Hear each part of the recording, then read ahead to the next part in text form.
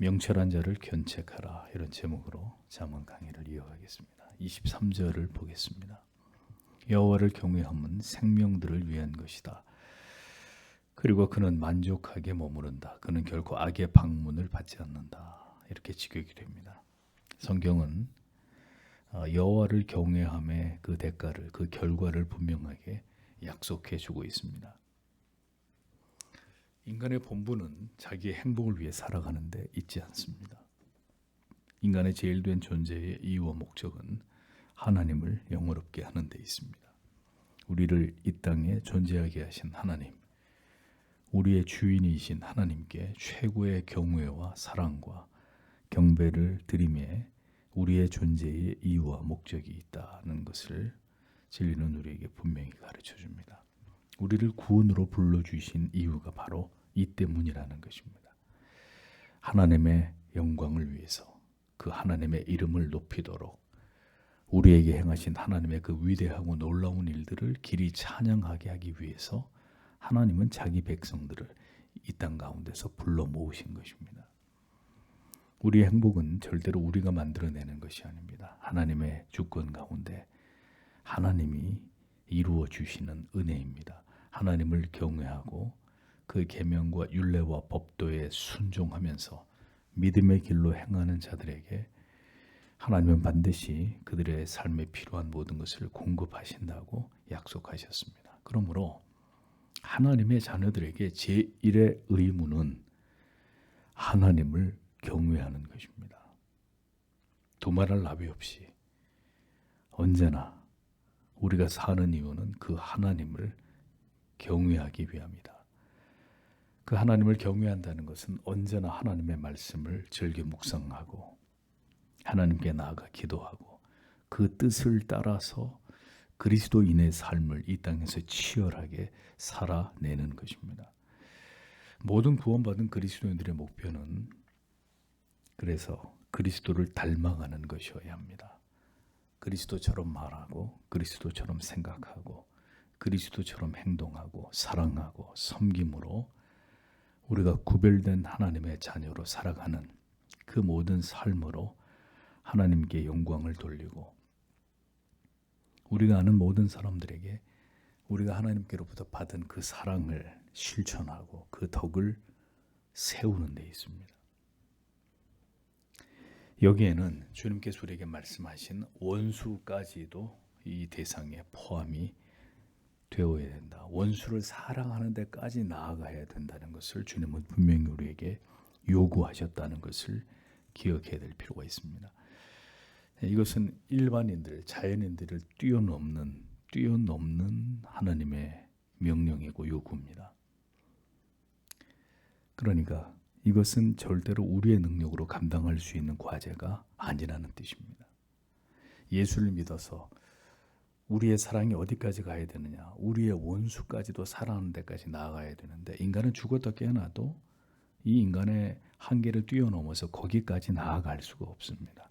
그러니 그 사랑은 우리 안에 존재하는 것이 아니라 우리의 사랑의 한계점에 도달했을 때 결국 하나님을 찾고 구함으로 하나님께로부터 우리에게 부어지는 그 사랑으로 우리의 힘으로 사랑할 수 없는 사람까지를 사랑하는 것으로 하나님의 뜻에 복종해야 된다는 것을 우리에게 가르치고 있는 것입니다.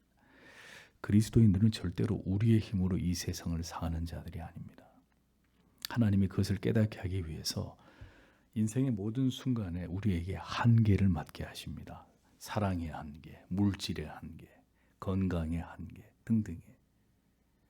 결국 그 한계의 지점에 이르렀을 때 결국은 우리 자신을 철저하게 부인하게 되고 하나님을 향해 손을 내어밀게 되므로 그 살아계신 하나님의 능력, 그 하나님의 자원을 통해서 결국은 그 다음 영역까지를 순종하며 나아갈 수 있는 사람들로 변화되게 되는 것입니다.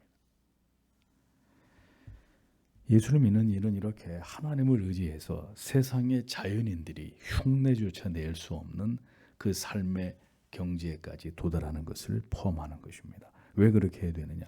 그런 탁월한 삶을 통해서 그 삶을 가능하게 하신 이가 내가 아니라 나를 붙들고 계시는 하나님이시라는 사실을 세상 사람들 앞에 드러내야 되기 때문이죠.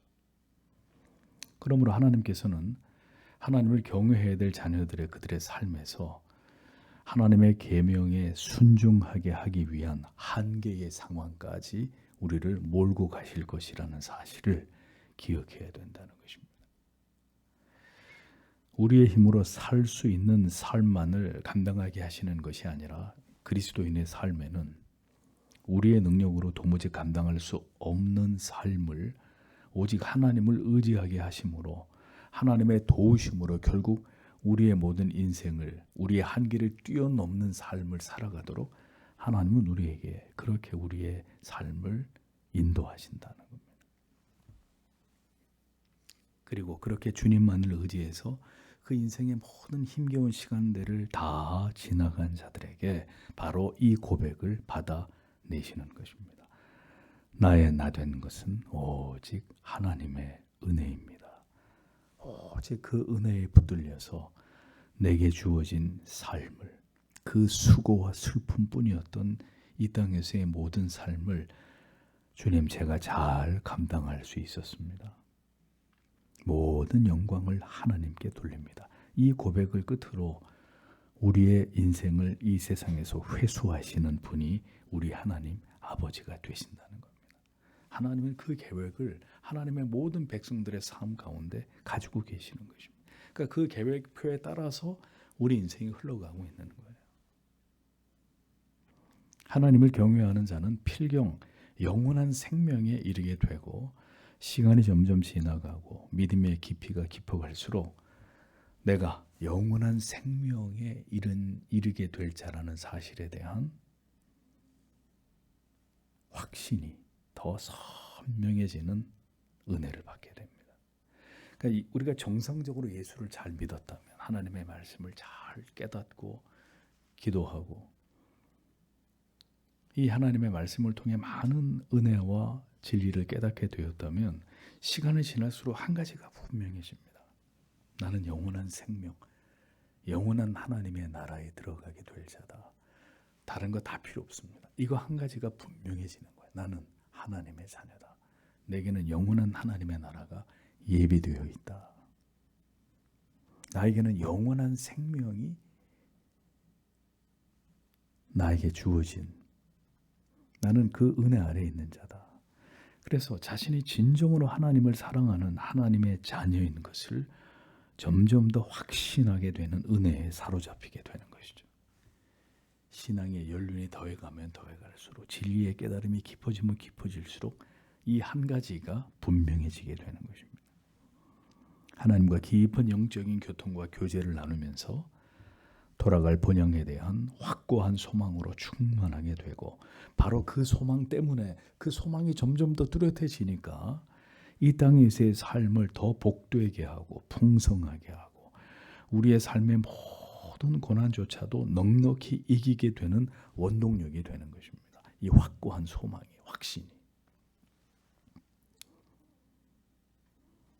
그래서 성도는 결국 모든 것에 족하게 되는 은혜를 누리게 되는 것입니다.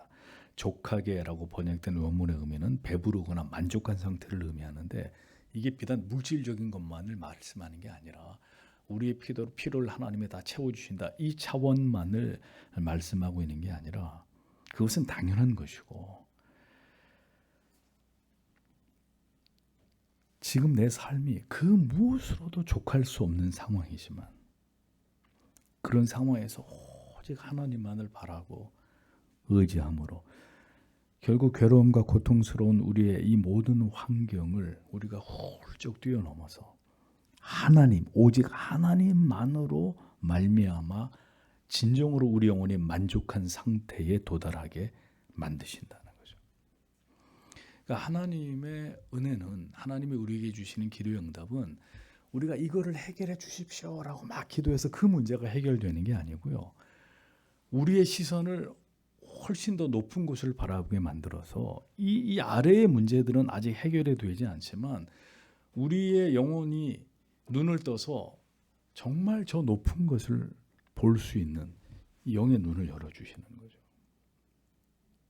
그래서 이 땅의 모든 문제들은 더 이상 문제처럼 보이지 않는, 사람에 대한 문제, 물질에 대한 문제, 그 어떤 문제라도 우리의 영적인 수요가 낮을 때는 그런 것들 때문에 늘 힘들고 괴롭고 고통스럽고 살아야 되나 이런 근심과 갈등을 하게 되지만, 하나님이 그 고난 가운데 하나님께 부르짖음으로 인해서 우리의 영의 눈을 더 높은 것을 바라보게 하실 때는 그 밑에 있는 것들은 아무것도 아닌 것처럼 여기게 만들어 주시는 거예요. 절대적 평안, 절대적 만족을 우리 영혼으로 하여금 맛보게 해서 이 밑에 일어나는 일들의 모든 어려움들은, 그런 일이 더 극심하게 일어난다 해도 내 영혼의 이 마음의 평안은 그 누구도 빼앗아갈 수 없는 그 절대적 평안과 기쁨과 희락을 하나님이 하나님의 백성들에게 허락해 주시는 것입니다.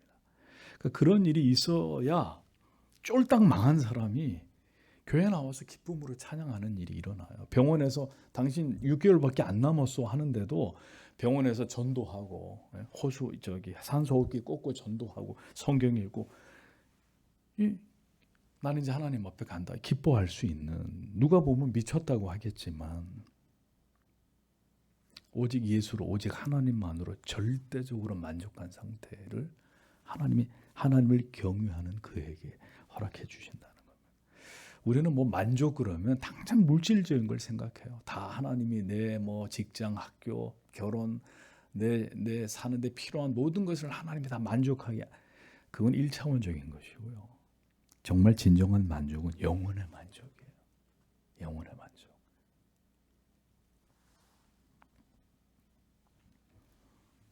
이 진리를 깨달은 다윗은 그래서 시편 23편에서 위대한 고백을 하잖아요. 내가 사망의 음침한 골짜기로 다닐지라도 해를 두려워하지 않을 것은 주께서 나와 함께 하심이라. 주의 지팡이와 막대기가 나를 안위하시나이다.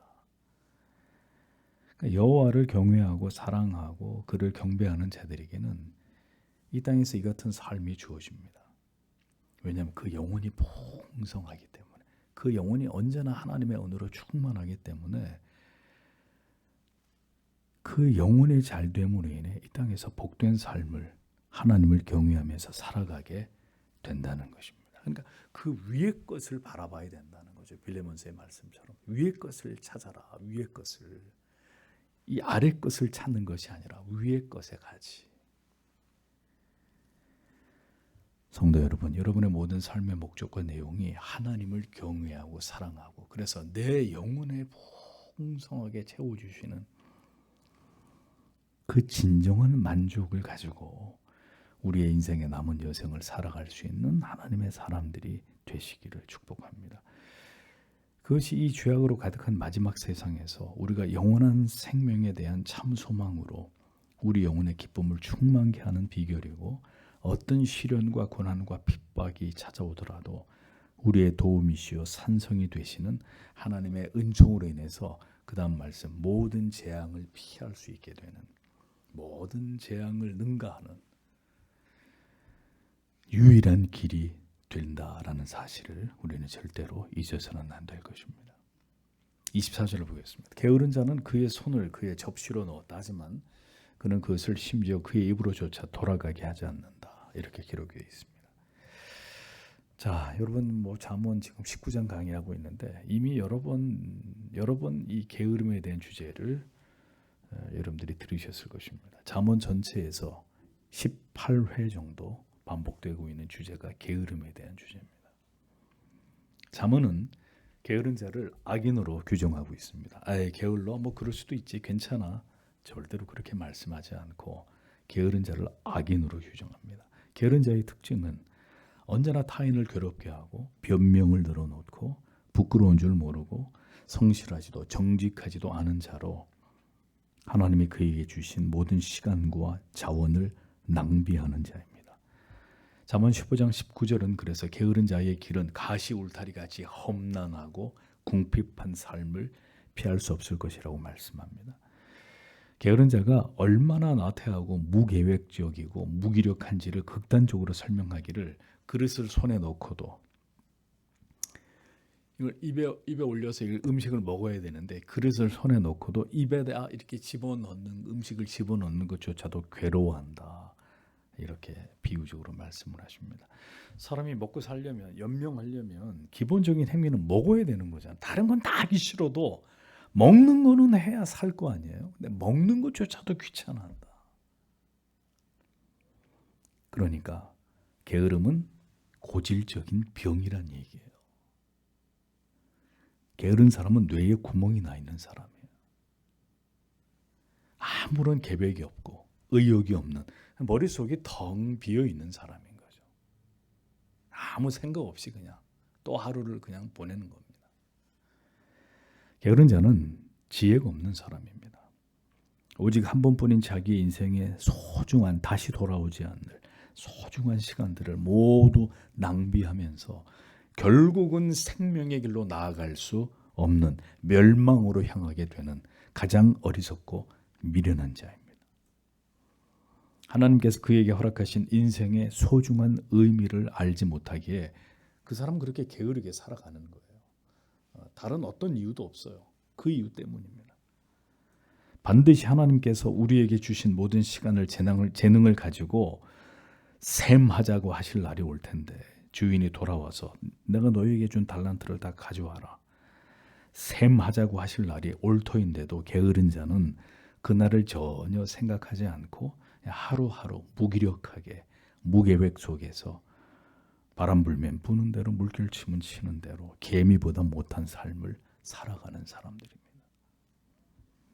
밥을 먹기도 괴로워하는 정도라면, 먹어야 사는데 그 먹는 것도 귀찮아할 정도라면 성도 여러분, 그 정상이 아니죠. 이 심각한 정신병 같은 수준이에요.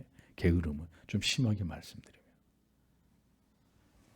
그는 필연 궁핍하게 되어 있고 인생의 많은 시간들을 뼈아픈 후회로 살아가게 될 것입니다. 하나님께서는요, 절대로 아무런 노력을 하지 않고 요행수만을 바라는 자에게 그가 원하는 것을 절대로 얻게 하시는 분이 아니십니다.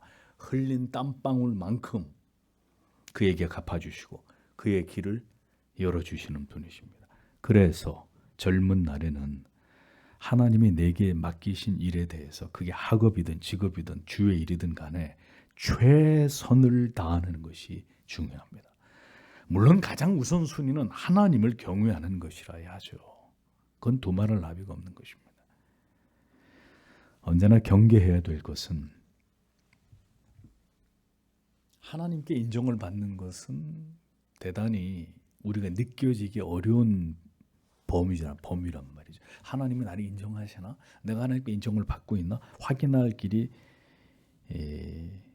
묘연한 이런 문제이기 때문에 우리는 어디에 쉽게 빠지게 되냐면 사람들의 인정이에요.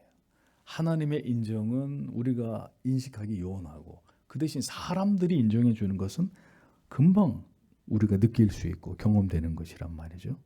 그래서 사람들이 인정해 주고 사람들이 높여주고, 또 이 성공을 했을 때 내게 주어지는 보상에 대해서, 물질적 보상에 대해서 우리는 그것을 너무나 확연하게 알고 있기 때문에 언제나 우리는 이 유혹에 빠져들기 쉬운 자들이란 말이죠.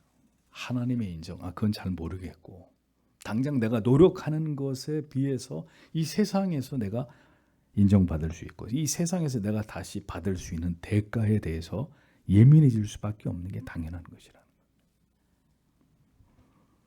하지만 신자는 바로 그 유혹과 더불어 끊임없이 싸워야 됩니다. 우리의 인생의 목표를 성경을 통해서 끊임없이 수정하고 또 수정하고, 영적으로 우리가 더 자라고 성장해 나아가고 하나님의 나라를 위해서 충성을 다하고자 하는 그 마음을 지켜 나아가기 위해서 늘 세상과 더불어 싸우면서 하나님의 은혜를 구하는 자들이 되어야 한다는 거죠. 세상의 일에 열심인 자가 영적인 일에 게으르게 된다면 그 사람은 지금 인생에서 미끄러지고 있는 중에 있는 사람이라는 겁니다. 미끄러지고 있는 중에 있는 사람이다. 세상 일에 피곤하고 분주해서 언제나 세상에서 노는 것을 즐거워하는 일로 인해서 영적인 일에 더 열심을 내지 못하는 것은 자기 영혼을 망치는 일입니다. 세상과 믿음 사이의 균형을 무너뜨리는 일은 여호와를 경외하는 일에 실패하는 것이고 이는 곧 그 인생의 실패로 이어질 수밖에 없다는 것을 알아야 합니다.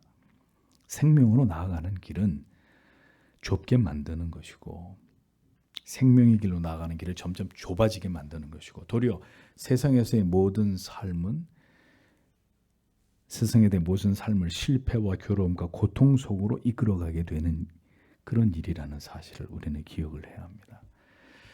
그래서 영적인 일에 언제나 최선을 다하고 부지런히 주님을 섬기고 우리에게 주께서 맡기신 일에 게으르지 말고 열심을 내는 자들이 되어야 합니다. 세상과 하나님을 그리스도인들이 제일 조심해야 될 게 뭐냐면 자꾸 세상 하나님을 모르는 자들의 삶과 나를 자꾸 비교하는 거예요. 세상에 하나님을 모르는 사람과 나를 비교하면 성도 여러분 항상 우리는 열등하게 느껴집니다. 100이면 100 안 믿는 자와 믿는 자를 비교했을 때 믿는 자가 더 우월하다고 느껴지는 경우는 많지 않아요. 객관적으로 봤을 때 물론 영적으로 봤을 땐 믿는 자가 더 우월하죠. 객관적인 세상의 시점으로 봤을 때는 열심히 세상에서 자기 삶을 사는 믿지 않는 자와 하나님을 경외하는 그리스도인과 객관적으로 비교하면 항상 우리가 열등하게 보여요. 그래서 그리스도인들이 하지 말아야 될 일이 뭐냐? 믿지 않은 자와 나를 비교하는 것입니다. 이것은 절대로 지혜로운 일이 아니란 말이에요. 우리는 하나님께서 인도하시고 하나님께서 책임지시는 삶을 살아가는 자들입니다. 그러니까 세상 사람들의 삶과 우리를 비교할 이유가 없습니다. 그런데 저들은 저들의 힘으로, 저들의 지혜로, 저들의 수단과 방법을 가리지 않는 저들의 노력으로 자기들의 능력으로 재력을 쌓아가는 사람들이에요. 우리는 여호와 하나님의 도우심과 하나님의 지혜와 하나님의 능력과 하나님의 기가 막히신 타이밍에 우리를 도우시는 그 은혜로 이 세상을 살아가는 자들이라는 것을 잊어서는 안 됩니다. 그러니 그 믿음이 약화되면 세상 사람들이 한없이 부러워지는 거예요. 저 금수저들이 부럽고, 뭐 워낙 타고난 좋은 장점들이 많은 돈도 많고 머리도 좋고 뭐 직장도 연봉도 그런 사람과 우리를 비교하면 한없이 우리가 초라해 보이죠.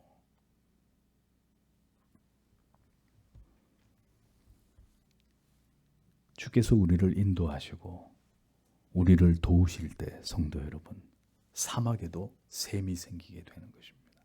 바다에도 길이 나고 칠흑 같은 어두운 밤에 불기둥이 우리를 인도하고 땡볕의 광야에서 구름 기둥이 우리를 보호하신다는 것을 적어도 그리스도인들은 믿어야 하는 것입니다.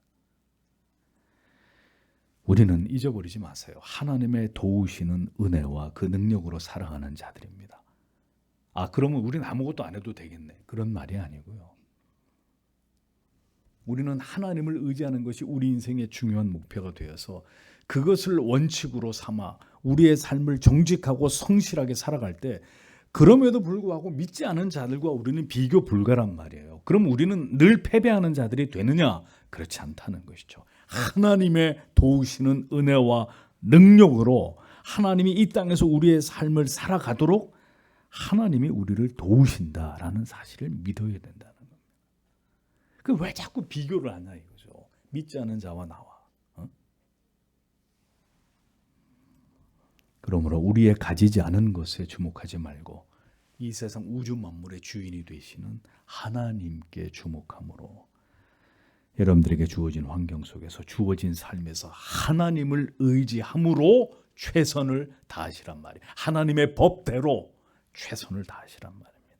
언제나 하나님을 경외하고 성실하고 부지런하게 정직하게 살아가십시오. 하나님이 반드시 당신의 길을 여시고 인도하신다는 사실을 우리는 기억해야 됩니다.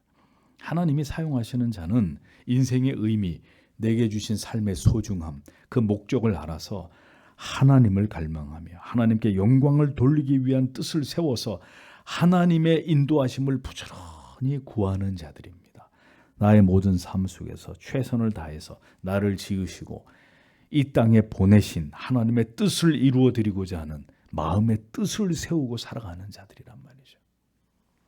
하나님은 바로 그런 자들을 통해서 영광을 받으시는 분이십니다. 25절을 보겠습니다. 너는 경멸하는 자를 때릴 것이다. 그러면 단순한 자가 신중하게 행할 것이다. 그리고 명철한 자를 꾸짖으면 그는 통찰력을 알 것이다. 이렇게 기록이 되어 있습니다. 한글 성경에 거만한 자라고 번역된 원문의 의미는 경멸하는 자입니다. 이게 무슨 말이냐? 경멸하는 자는 교만하고 무례하고 완고한 자를 가리킵니다. 그래서 자신을 제외한 모든 사람들을 눈 아래로 무시하고 멸시하는 이런 자를 가리킵니다. 언제나 자기가 제일 똑똑하고 자기가 제일 잘나고 올바르다고 여기고 항상 자기중심적으로 독단적으로 독선적으로 전혀 융화되거나 융합되지 못하고 살아가는 자들을 가리킵니다. 하나님은 언제나 이렇게 거만하고 다른 사람들을 경멸하는 냉소적인 자들에게 징계와 심판을 예비하시는 분이십니다. 19장 23절 심판은 거만한 자를 위하여 예비된 것이라고 잠언이 분명히 말씀하고 있는 것을 보지 않습니까? 이렇게 거만해서 누구의 가르침도 받으려고 하지 않고 공동체 안에서 언제나 독선적으로 행동하는 사람들, 성경은 말씀합니다. 그런 거만한 자는 어떻게 되느냐? 때리라고 했습니다. 때리다라고 번역된 원문의 의미는 매질을 가리키는 거예요. 매질, 매로 때리라는 얘기입니다. 매질은 어리석고 거만한 자, 경멸하는 자를 교육시키는 방법이라는 거예요. 그러니까 경멸하는 자, 거만한 자에 대해서는 그를 달래고 설득하고 아유 선생님 그러시면 안 됩니다. 합당치 않다는 거예요. 거만한 자를 달래고 설득하는 것은 올바른 방법이 아니다. 왜? 거만한 자를 그렇게 우리가 낮은 자세에서 설득하고 그건 그를 더 거만하게 만드는 일이라는 거죠. 더 거만하게 만드는 일이라는 거예요. 거만한 자에게 딱 한 가지 방법이 있다면 매질이라는 겁니다. 매로 두드려 패라는 겁니다.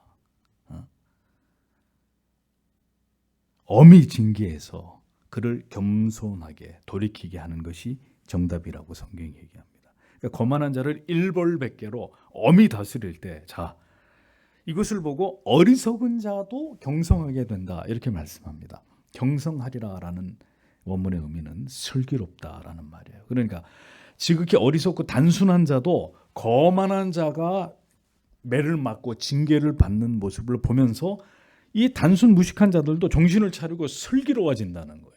거만한 자를 일벌백계로 때리면 지혜롭지 않는 어리석고 단순한 자도 그렇게 거만한 자가 매를 맞는 걸 보고 정신을 차리게 된다는 거죠.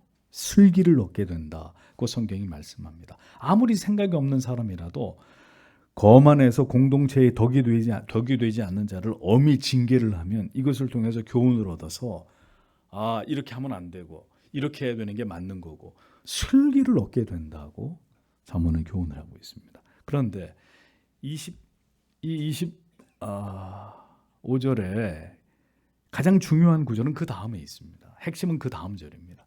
거만한 자를 때리면 이를 통해서 어리석은 자도 슬기로워진다면 명철한 자에 대해서 그를 따갑게 견책하게 될 경우에 그가 얼마나 더 풍성한 지식을 얻게 될 것인지에 대해서 잠언은 우리에게 교훈을 하고 있는 것입니다. 거만한 자를 때려서 무지한 자들이 슬기로워진다면 명철한 자를 주마가 편이라고 그를 견책하면 그는 더 지혜로워지지 않겠느냐 그런 말입니다.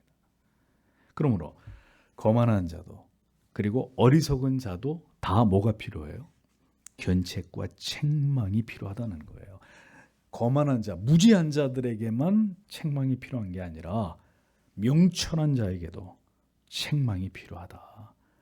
거만한 자만 교정의 대상이 되어야 되는 게 아니라 명철한 자도 교정의 대상이 되어야 된다. 그를 견책하는 일은 당연한 일이다라고 잠언은 말씀하고 있습니다.